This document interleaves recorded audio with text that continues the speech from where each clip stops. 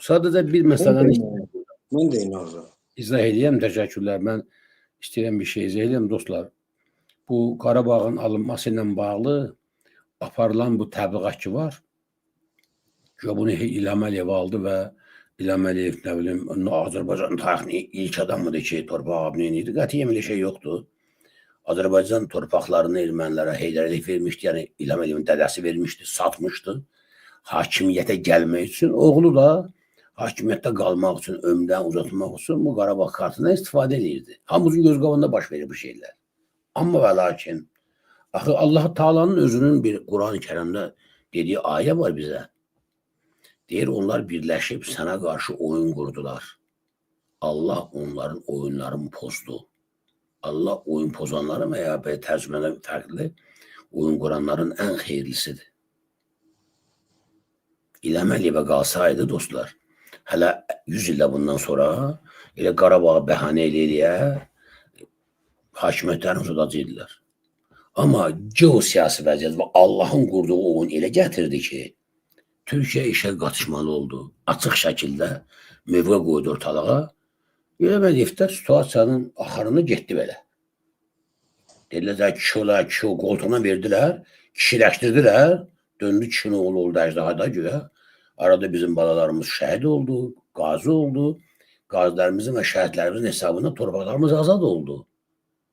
Amma heç kəs bir özünə sual vermədi ki, bugünə qədər mani olan kimi idi. Millət həmin millət, Ənvər bəy, ordu həmin ordu, texnika həmin texnika. Kim idi Azərbaycan xalqına mani olan ki, öz torpaqlarının vaxtını azad eləməsin, 1 milyondan çox qaçqın, 100 minlər də vətən üçün görmədən dünyasını dəyişən Qarabağlılar. Bunun cavabını kim verəcək, Ənvər bəy? 30 illik məsafə. 30 il biz sustuq, gözlədik.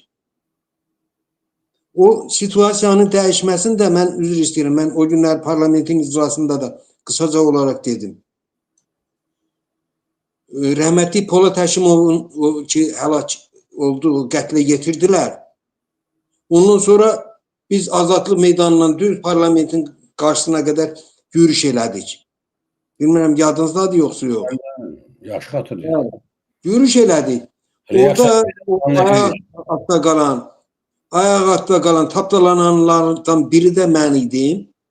Və o vaxtı İlham Əliyev dedi ki, səfərbərlik deyir, biz onda deyirdik ki, bəsdir, da qırıldıq, bəsdir. Başlayaq, müharibə edək, ya ölək, ya qalaq. Biz ondan ötürü yürüyüş edirdik. İlham Əliyev onda dedi ki, səfərbərlik elədi, heç 150 adam gəlmədi. Nə qədər adam müraciət edib ki, gedib vuruşmaq istəyir. Mən bu rəqəmi deyəcəm, hər kəs onu eşitsin və necə deyirlər, təhlili öz aparsın. Dedi, haradasa 150 nəfər. Dünən şəhərlər xiyabanının qabağında nə qədər adam var idi? Minlərlə. Müraciət edənlərin sayı 150. Bəs nətər oldu ki, o 44 günlük müharibədə bütün ölkə əhalisi hamısı az qala səfərbər olmuşdu. Qocası cavanı yox idi. Adamın fikri yox idi müharibə eləməyə, Ənvər bəy. Bəli. Yox idi. Bəli. Hətta Rişxəndinə dedi, Rişxəndinə dedi ki, səfərbərlik elədi, heç 150 adam gəlmədi.